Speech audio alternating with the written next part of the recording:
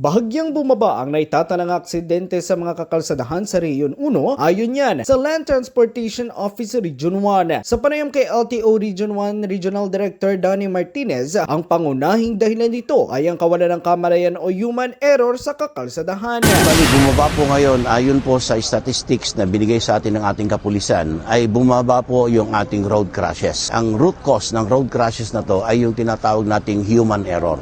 So kailangan talaga ma-educate natin ang taong bayan na ito ang batas. Ang batas natin maganda para sa ating lahat.